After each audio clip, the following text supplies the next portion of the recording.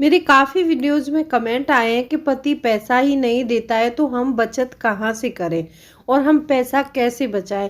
तो आज की वीडियो में मैं 5 पॉइंट शेयर करने वाली हूँ। अगर इन पॉइंट का इम्प्लीमेंट करेंगे तो पति पैसे भी देंगे और आप अच्छे से बचत भी करेंगे। तो चलिए स्टार्ट करते हैं वीडियो को।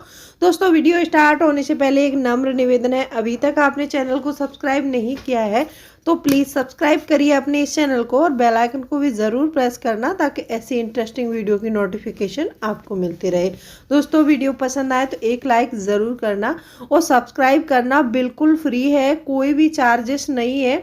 बस इतना होगा कि आप अगर चैनल को सब्सक्राइब करते हैं तो जो भी वीडियो डालूंगी सबसे पहले देखने को मिल जाएगी आपको। तो चलिए स्टार्ट कर लेते हैं वीडियो को। सबसे पहला पॉइंट ये है कि कभी भी चुपके से जेब से पैसा आपको नहीं निकालना है। ऐसा होता है, देखिए कभी कभी घर में जो झगड़े की वजह है ना और पैसा ना देने की वजह हमारी यही आदत जिम्मेदार होती है। तो सबसे पहले हमें इस आदत को छोड़ना है। ऐसा होता है कि कभी देखिए, मान लीजिए शाम को उन्होंने ऑफिस से आने के बाद में अपने पॉकेट में 5,000 या 10,000 जो भी अमाउंट रखा, उन्होंने अपनी ज़रूरत के हिसाब से रखा और वो सुबह जाकर उस अमाउंट को किसी को देने वाले हैं। कभी कभी जल्दबाजी में ऐसा करते हैं कि कुछ लोग अपना काम शाम को ही प्रिपरेशन करके रखते हैं क्योंकि उनको सुबह जल्दी जाना होता है। उन्होंने रात को 10,000 रुपये अपनी पॉकेट में रखे थे और आपने उसमें से चुपके से 1,000 रुपये या 500 रुपये निकाल लिए और जब वो कहीं गए उन्होंने वहाँ पर उसको 10,000 बोल के दिया और वो पैसा वहाँ पर 9,000 या 8,500 जो भी आपने निकाला है उतना कम निकलता है। तो गुस्सा आना एक जायज़ सी बात है। तो वहाँ पर होता क्या है कि वहाँ पर बड़ी इंसल्ट होती है और ऐसा लगता है कि मतलब झूठ बोल रहा था हमसे, देना 10,000 था लेकिन 8,000 लेकर आया और हमें 10,000 बता रहा है। तो ये हरकतें कभी कभी हो जाती हैं। तो आपको कभी भी चुपके से अपने पति की जेब से पैसा नहीं निकालना है। बहुत से लोग इस पे बुरी तरह भड़क जाते हैं और कई कई लोग तो चलो समझदार होते हैं तो वो फ़ोन करके पूछ लेंगे या फिर कोई भी बात होगी तो उसको डिस्कस करके मैटर सॉल्व कर लेते हैं। कई कई लोग हाथ तक उठा देते हैं क्योंकि उनको इतना बर्दाश्त नहीं होता कि कहीं पर भी उनकी इंसल्ट हो। तो अगर आप ऐसा करती हैं तो इसको छोड़ दीजिए। कभी भी आपको चुपके से जेब से पैसा नहीं निकालना है। जब भी आपको ज़रूरत है तो आप उनको बोलिए और रिक्वेस्ट करिए तो वो आपको पैसा ज़रूर देंगे। ठीक है। दूसरा पॉइंट आता है, ये पॉइंट जो है हर हस्बैंड के लिए है। कहीं कहीं पुरुष ही सारा काम करते हैं, मतलब मार्केट जाना हो गया या फिर वो पैसे की सेविंग हो गई या फिर वो पैसे का लेन देन हो गया। वहाँ पर लेडीज़ों को कोई मतलब अधिकार ही नहीं है इस चीज़ का कि लेडीज कोई काम कर सकती है, वो इस लायक नहीं समझते हैं। तो इसके लिए ना आप लोगों को भी थोड़ा सा प्रिपेयर होना पड़ेगा। ऐसा है कि देखिए, मान लीजिए आप वो काम कर रहे हैं तो उनकी सोच ये रहती है कि पता नहीं इसको पैसे दूंगा तो ये कहीं पर खर्च करेगी, क्या करेगी, ये खरीद लेगी, वो खरीद लेगी। क्योंकि हम लोगों की कुछ ऐसी आदतें होती हैं कि जैसे ही हमारे हाथ में पैसा आता है तो कपड़े खरीद लो, मेकअप का सामान खरीद लो, ये कर लो, वो कर लो। तो उनको ऐसा लगता है कि अगर मैं इसको बताऊंगा कि मेरे पास कहीं से एक्स्ट्रा इनकम आई है या फिर मेरे पास पैसा है तो वो यही सोच के पैसा नहीं देते हैं। जब आप मतलब घर चला रहे हैं तो इस चीज़ को समझ कर चलिए कि जैसे आपको पैसा बचाना आता है, आपको भी ये चीज़ आती है, तो आपको हमेशा प्रूफ करते रहना है अपने आप को। और आपको इस बारे में हस्बैंड से बात भी करनी है कि आप मुझे पैसे तो दीजिए और देखिए, अगर वो आपको पैसे देते हैं तो आपको घर चलाना है और उसमें से बचत भी करके दिखानी है जैसे वो करते हैं। तो वहाँ पर आपको अपने आप को प्रूफ करने की बहुत ज़्यादा ज़रूरत है। तो वहाँ पर जब पुरुष काम करते हैं तो आपको अपने आप को प्रूफ करना है और उनसे पैसे लेने हैं। और हर हस्बैंड की जिम्मेदारी बनती है कि अपनी वाइफ को हमेशा थोड़े से पैसे दें और आप पहले उसको जज करें, देखें कि ये बचत कर पाती है कि नहीं, उसके बाद आप करिए। क्योंकि आजकल देखो लड़कियां बहुत आगे हैं और हर महिला बहुत समझदार भी है। और जिनको लगता है कि हमारी वाइफ या फिर बहन या माँ इतनी समझदार नहीं है तो उस चीज़ को उसके लायक बनाइए उनको। ऐसा नहीं कि उनको पैसा ना देकर उनका मोरल डाउन ना कीजिए। ठीक है। तो ये बात हर मतलब उसको पुरुष और स्त्री को दोनों को याद रखनी है। तीसरा पॉइंट है कि बहुत से लोग अंदर से बहुत कंजूसी वाले गुण होते हैं उनके अंदर, तो उसके चलते वो आपको पैसे नहीं देते हैं। पता है बहुत से लोग कमाते तो बहुत हैं लेकिन खर्च ज़्यादा ना तो खुद करते हैं और ना दूसरों को करने देते हैं, तो ऐसे घर में अक्सर झगड़ा होता ही रहता है। और बहुत से लोग ऐसा करते हैं कि कमाते कम हैं लेकिन बच्चों के साथ बीवी के साथ बहुत खर्च करते हैं। तो वो लोग ना कभी कभी जो ऐसे हैं कि कमाते कम हैं लेकिन खर्च ज़्यादा भी करते हैं, बाहर से ला के भी करेंगे लेकिन बच्चों को और बीवी को खुश रखेंगे, तो ऐसे लोगों के पास कर्जा भी बहुत हो जाता है।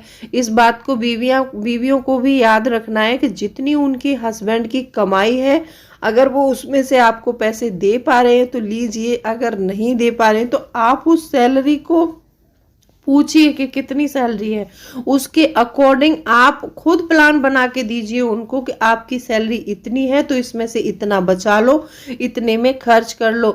लेकिन ऐसा नहीं है कि वो आपको बता नहीं रहे और आप पूछ भी नहीं रही और आप उनकी सैलरी से ज़्यादा खर्च कर रही हैं, तो डेफिनेटली वो कर्जे में चले जाएंगे और आपके पास कभी भी इतना ज़्यादा पैसा नहीं रहेगा। अगर आप चाहती हैं कि हमारा भविष्य सुरक्षित रहे तो इस चीज को जानने की कोशिश कीजिए, तब जाके आप कहीं पर भी अपना पैसा खर्च कीजिए। तो ऐसा भी करना है।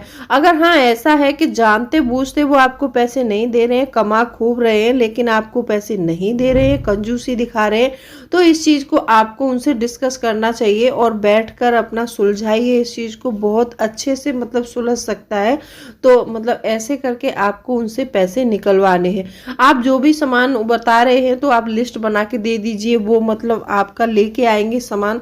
अगर आपको पैसे नहीं दे रहे हैं, आपको जिस भी सामान की ज़रूरत है, आप उनको एक लंबा चौड़ा लिस्ट पकड़ा दीजिए, तो वो मार्केट जाने के बजाय आपको पैसे देने लगेंगे कि लो मैं मार्केट नहीं जाता, आप ही पैसे ले जाओ। तो आपको ऐसा ज़रूर करना है, ठीक है।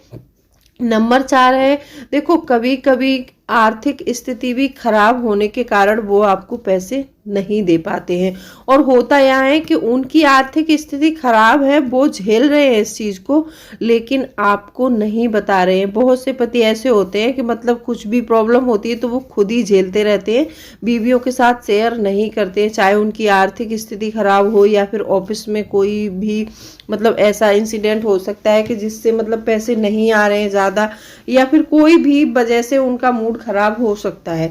तो उसके लिए आपको ऐसा करना है, देखो हर टाइम पैसे के लिए चिक चिक ना करें उनसे, उस चीज़ को समझने की कोशिश करें। ऐसा होता है कि कभी कभी पति जो है प्रॉब्लम में होता है तो शायद बीवी देखकर समझ सकती है कि ये शायद किसी प्रॉब्लम से जूझ रहे हैं, तो उस प्रॉब्लम को प्यार से बैठकर उनके साथ डिस्कस कीजिए और पता करने की कोशिश कीजिए कि इनको क्या प्रॉब्लम है, क्या प्रॉब्लम की वजह से ये कौन सी स्थिति में है, इनके पास पैसे हैं नहीं है, पैसे हैं तो चलो वो और होते हुए पैसे नहीं दे रहे हैं तो वो कोई ज़्यादा बड़ी प्रॉब्लम है नहीं, तो वो आप बैठ के डिस्कस कर सकती हैं। अगर उनके पास पैसे नहीं है और उनकी आर्थिक स्थिति खराब है और आप हमेशा खर्च करने की जिद करती हैं तो इस चीज़ को आप छोड़ दीजिए। इसके बजाय आप बैठकर उनसे डिस्कस कीजिए, पता कीजिए कि क्या प्रॉब्लम है क्या नहीं है, कौन सी परिस्थिति में है वो, और आपको नहीं बताते हैं क्योंकि दुख होगा मेरे बच्चों को या फिर मेरी वाइफ को। तो ऐसे समय में आपको बड़े ही समझदारी से काम लेने की ज़रूरत है और ना कि उनसे झगड़ा करने की ज़रूरत है, ठीक है। तो आप ऐसा कर सकती हैं। एक 5वां पॉइंट मतलब बहुत ज़्यादा इम्पोर्टेंट है, हर टाइम पैसे के लिए झगड़ा ना करें। बहुत से घरों में ऐसा होता है कि देखिए हर टाइम मतलब सुबह शाम दोपहर में पैसे के लिए झगड़ा करते ही रहती हैं। उन्होंने खाना मांगा, खाने के बजाय उनसे ताने मार रहे हो आप लोग, वो कुछ भी काम के लिए बोल रहे हैं आपको, ऑफिस के लिए जा रहे हो, आप उनको ताने मार रहे हो, तो ये भी बहुत गलत बात होती है। आपको हर टाइम पैसे के लिए चिक चिक नहीं करना है। जब भी आपको पैसा चाहिए और आप उनको सच बोल दो कि मुझे मतलब शॉपिंग जाना है, या फिर आप कोई अपने लिए कोई इन्वेस्टमेंट प्लान कर रहे हो, या फिर आपको पैसा सेव करने की आदत डालनी है, या कुछ भी करना है, आप उनको सच बोल के ले लो उनसे पैसे। कभी भी झूठ बोलकर पैसे मत लेना, और कभी भी झगड़ा नहीं करना पैसे के लिए। आज वो नहीं दे रहे हैं तो आप शांत बैठिए, कल जाके वो खुद ब खुद देने लग जाएंगे। तो इस चीज़ को समझने की आपको कोशिश करनी है।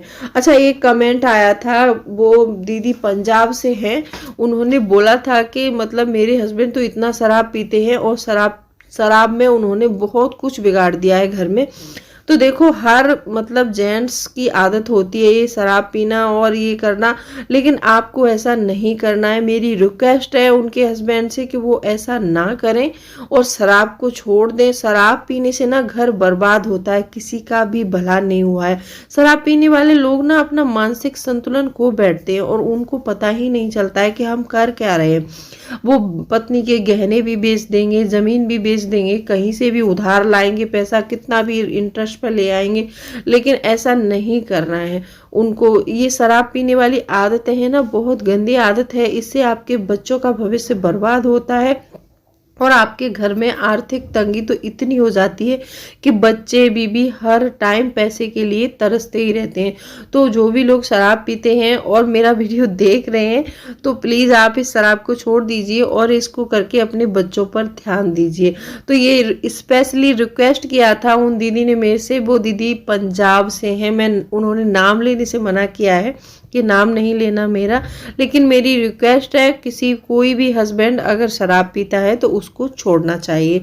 ठीक है, आज की वीडियो में मैंने ये 5 पॉइंट बताए हैं, तो 5 पॉइंट में से कौन सा पॉइंट पसंद आया तो वीडियो को लाइक कर देना, और अभी तक आपने चैनल को सब्सक्राइब नहीं किया है तो सब्सक्राइब भी कर लेना, और जो भी आपकी हाल चाल कैसे है सारा कमेंट बॉक्स में लिख देना। तो चलिए, मिलती हूँ अगले वीडियो में, तब तक के लिए bye bye, thanks for watching.